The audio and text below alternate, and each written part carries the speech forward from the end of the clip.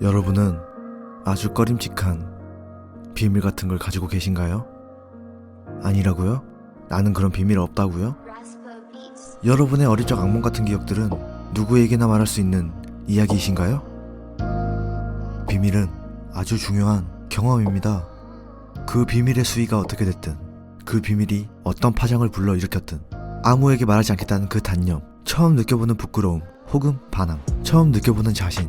비밀이란 것은 아주 작을지 몰라도 비밀이라는 이유만으로 여행만큼의 길고 큰 여정의 경험 같은 것입니다. 이것이 추억이 될지 악몽이 될지 모르지만 말이죠. 무엇이든 상관없지 않습니까? 시간의 흐름에 따라 사람은 어떤 방향으로든 나아가니까요. 여러분의 고통 어린 아픈 비밀들, 그게 무엇이든 더 나은 사람으로, 더 좋은 인간으로 만들어주지 않을까요? 물론 그 비밀이 너무 짙은 어둠이 가득 찬 판도라의 상자여서 여느 순간 주변 친구들과 가족들이 여러분을 떠날지 몰라도, 자괴감과 패닉 때문에 쓰러질지 몰라도, 비밀이 까발려져 다시 일어서는 데까지 시간이 얼마나 걸리든 저는 그런 당신이 보고 싶습니다. 순탄하지만은 않은 당신이 좋은 사람이 된 이유가 그 뒷면엔 캄캄한 비밀들로 가득 차서 앞면엔 빛밖에 보이지 않는 것이라고. 여기 있는 소년 타카오는 비밀 친구가 한 명 있습니다. 같은 반 친구 나카무라 사와였죠. 둘의 만남 자체는 꽤나 특이하기에 그것만으로 엄청난 비밀이었죠.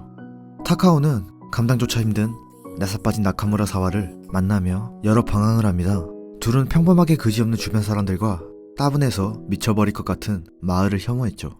하루는 새벽에 학교를 가서 교실을 밤새 난장판을 만들어 놓거나 때론 시궁창 같은 마을을 나카무라와 함께 도망치려 하기도 했습니다. 결국 칠흑 같은 폭풍우가 마을을 뒤덮은 밤 가출 신고로 인해서 경찰차에 타게 되죠.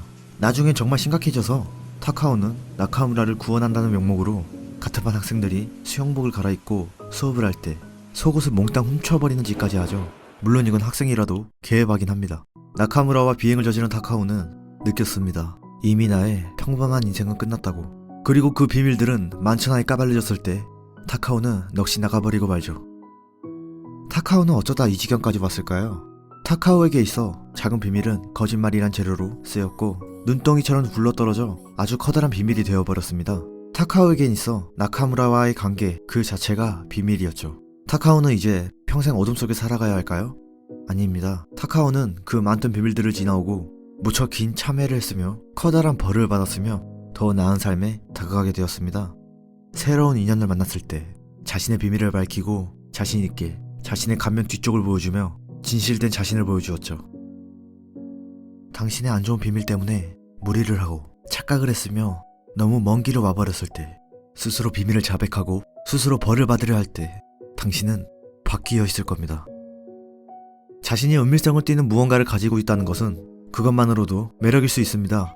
자신이 무슨 사적 생활과 공적 생활을 하든 간에 당신에게 다가가고 싶거나 당신의 이야기를 궁금해하는 주변 사람들은 캐릭터적 반전 요소를 느낄 것이기 때문입니다.